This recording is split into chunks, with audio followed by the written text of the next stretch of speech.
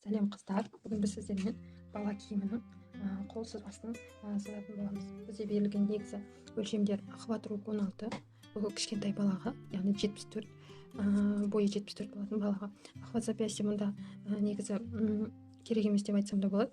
Длина рук интернеттен алынған өлшем, глубина проймы тоже интернеттен алынған өлшем бойынша.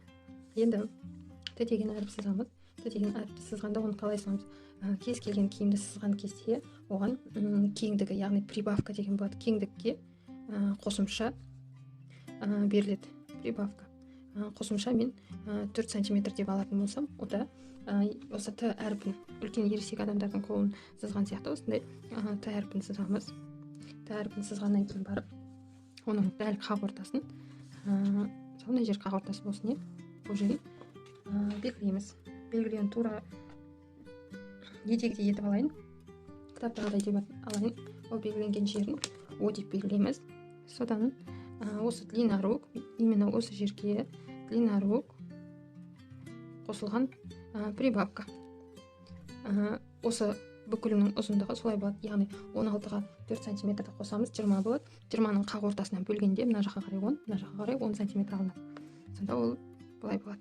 Мына жер және мына жер. Енді глубина проймы дейді. Глубина проймы дегеніміз анау қолдың биіктігі, тереңдігі. Глубина проймы ол мына жерден бастап мына нүктені А нүктесі деп алайық, ал мына нүктені Б нүктесі деп алайық. Глубина проймы мынандай формуламен төменгі нүктені П деп алатын болсақ, АП тең 3 бөлінген 4 глубина проймы азайтылған 1 сантиметр. Осы формула бойынша есептеледі екен деп не алған екен. Конструкторлар осы формуланы осылай істесек, қол жақсы отырады екен деген шешімге келген екен. Екеуін қысқартамыз.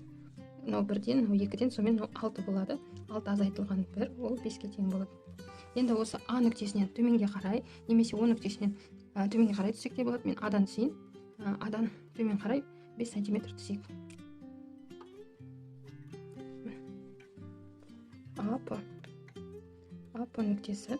Мынау кішкентай баланың киімінің несі сызбасы болғандықтан өте кішкентай болып шығады. Глубина проймы біз өзіміз 8 деп алған болатынбыз. Қазір қараймыз.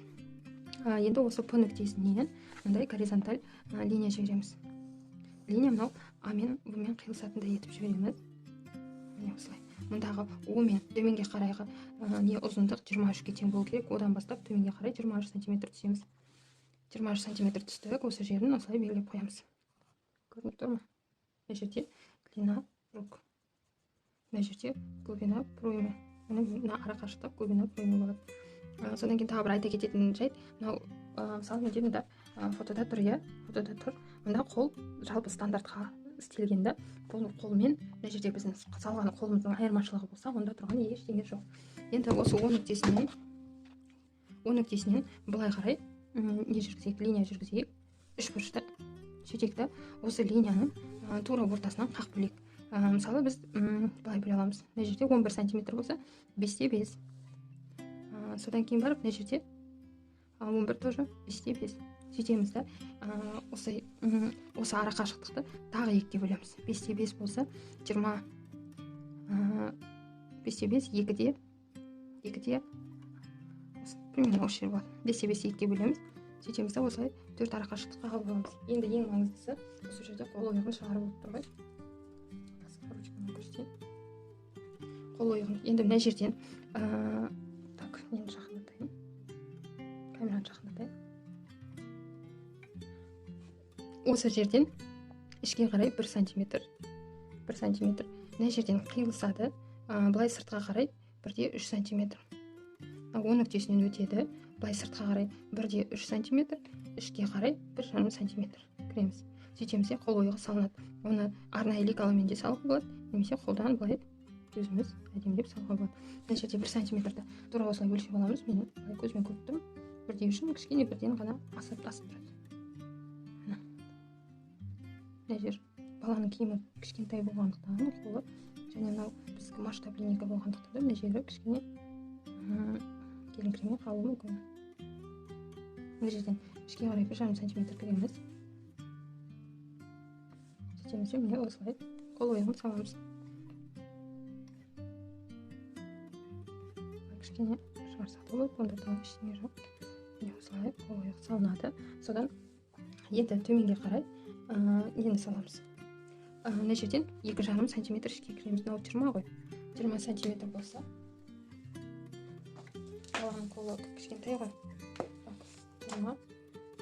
20 сантиметр дегеніміздің өзі бізде мынау болып тұр. Міне мына ара қашықтығы 20 сантиметр дегеніміз, ол дегеніміз менің 4 нормадан кішкене асады. Ал бізге 15 сантиметр. Баланың қолының білегі осындай болады. Осындай ғана алыстатсам, баланың білегі осы. Жоғары жағы 20 сантиметр. Жоғары жағы мынау, білегі осындай болады. Сонда бір кісі айтты, оны білегін өлшеп отырмай, мына жерден 2,5 сантиметр ішке кіргізіп жатсақ, соның өзі норма. 2,5 сантиметр ішке, мына жерден 2,5 сантиметр ішке. Сөйтеміз де осы екі нені қосып шығамыз. Екі түсуді қосып шыққанда біздегі шыққан ойық.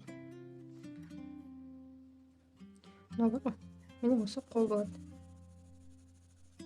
Қолдың сызбасы. Мұндағы 1,5 сантиметр қалдырылған бөлігі мынау алды. Мынау движенияға керек. Себебі алды қарай қол постоянно алды қарай жұмыс істейді, артқа қарай емес. Сондықтан алды 1,5, арты 1 сантиметр жіберген жері. Міне осылай қолдың сызбасы дайын болды.